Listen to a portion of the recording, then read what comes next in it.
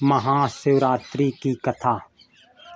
पूर्व काल में चित्रभानु नामक एक शिकारी था।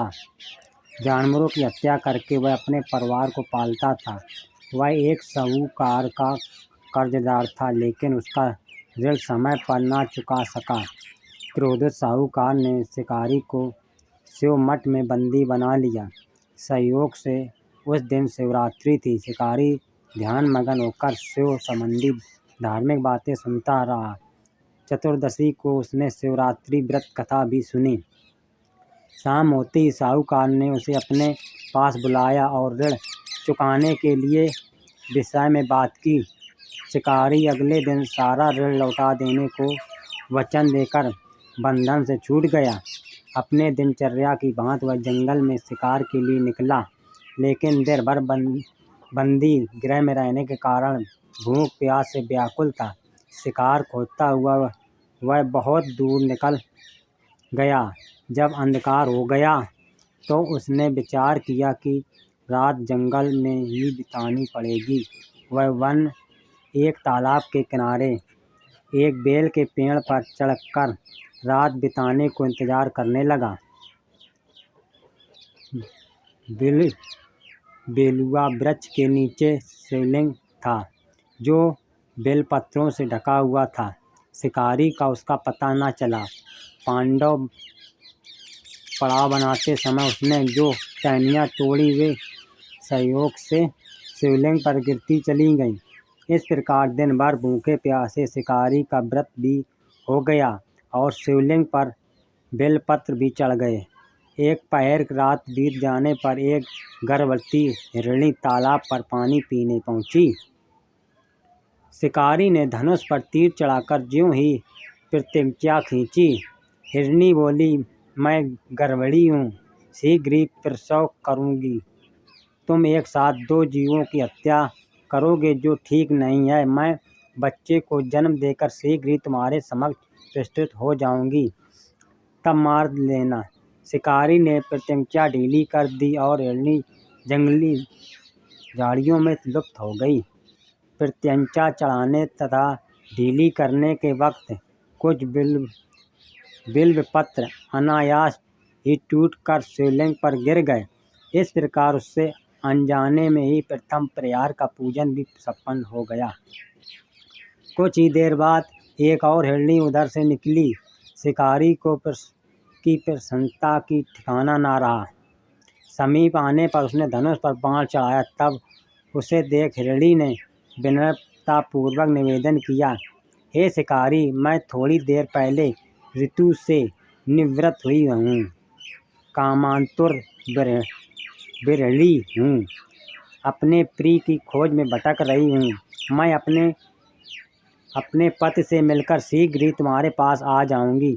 शिकारी ने उसे भी जाने दिया तो बार शिकारी को खोकर उसका माथा ठनका। वह चिंता में पड़ गया। रात का आखिरी पहर बीत रहा था। इस बार भी धनुष से लग कर कुछ बेलपत्र शिवलिंग पर जा गिरे तथा दूसरे प्रहर की पूजन भी संपन्न हो गई।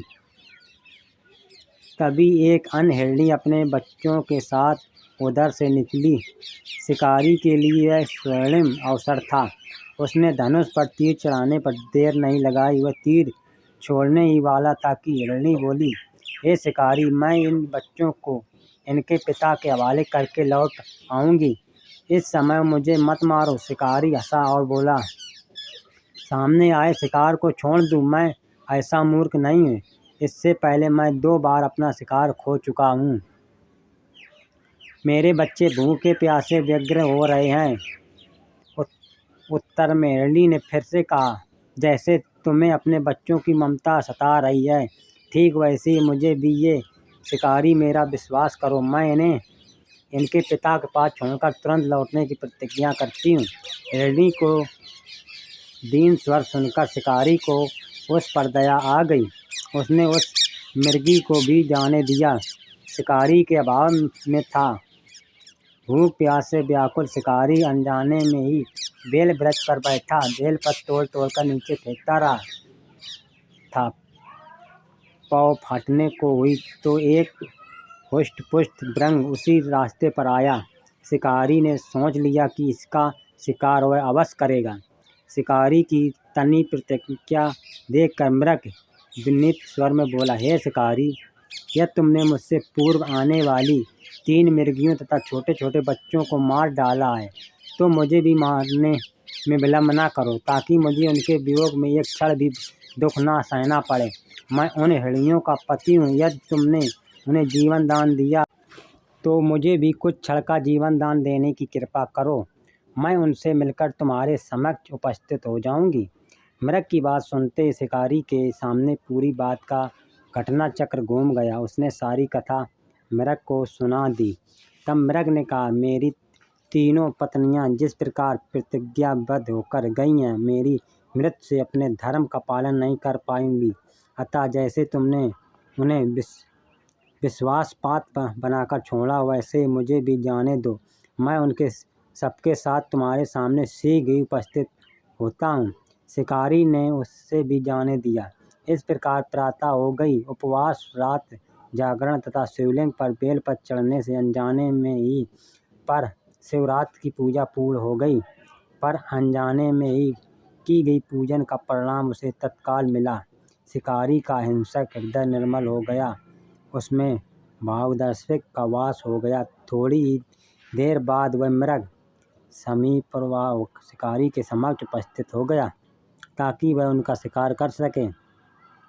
किंतु जंगली पशुओं की ऐसी सत्यता, सत्वकता एवं सामूहिक प्रेम भावना देखकर शिकारी को बड़ी गिलनी हुई। उसने मृग को परिवार को जीवन दान दे दिया।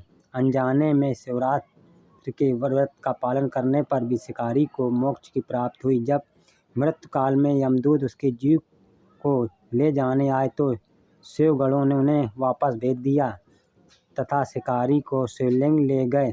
शिव जी की कृपा से ही अपने इस जन्म में राजा चित्रभानु अपने पिछले जन्म को याद रख पाए तथा महाशिवरात्रि के महत्व को जानकर उसका अगले जन्म में भी पालन कर पाए। शिव